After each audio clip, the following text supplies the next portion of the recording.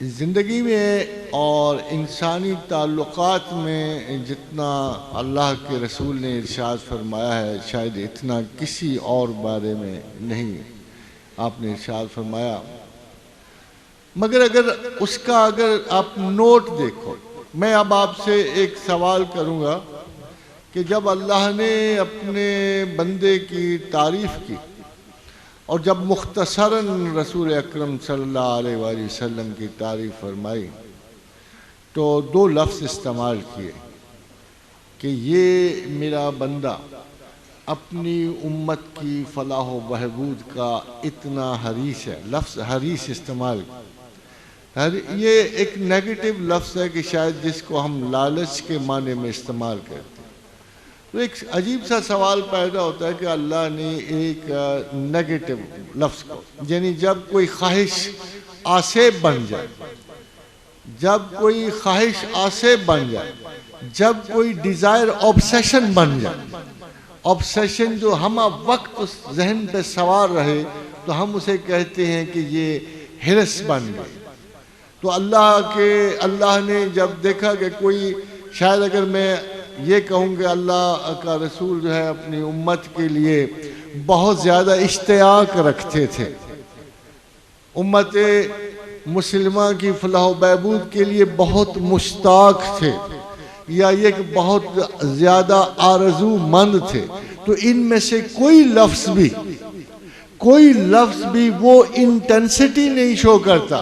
وہ سٹرنگتھ نہیں شو کرتا، اور اللہ کو بھی اچھی طرح پتا تھا کہ کسی زبان کا کوئی نارمل لفظ جو ہے اللہ کے رسول کی اس آرزو کو نہیں پورا کرتا جو وہ امت کے لیے رکھتے تھے۔ اس لیے ایک ایسا لفظ استعمال فرمایا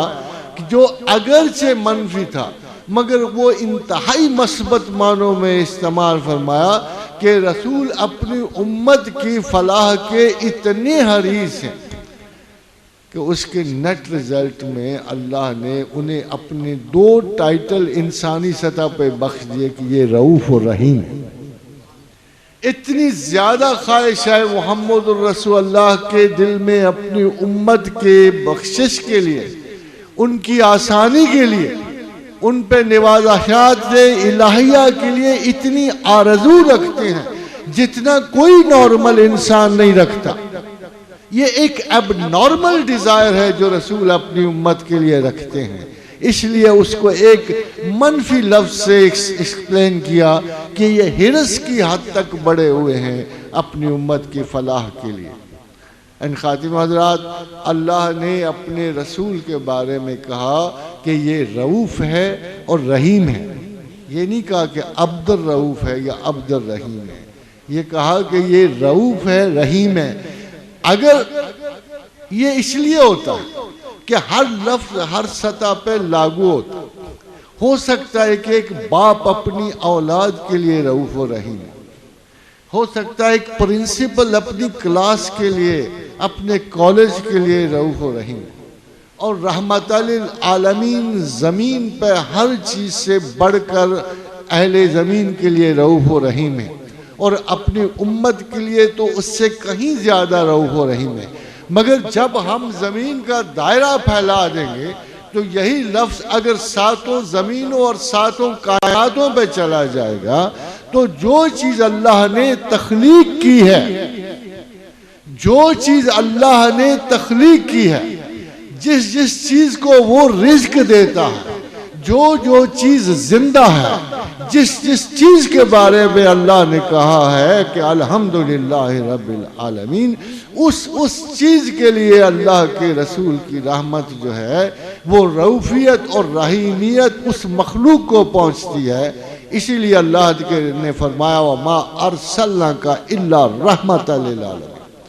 جہاں جہاں الحمدللہ رب العالمین ہے وہی رحمت للعالمین ہے۔ اگر آپ دونوں لفظوں کی ساخت پہ غور کرو تو دونوں لفظ ایک ایریا شو کرتے ہیں، ایریا ہے عالمین کا، مقامات کا، یہ خالی دنیا نہیں ہے، یہ کائنات ہے۔ ہو سکتا ہے آپ کو کیا پتا سورج کو بھی اللہ کے رسول کی رحمت پہنچتی ہو، ہو سکتا ہے چاند کو بھی اللہ کے رسول کی رحمت پہنچتی ہو۔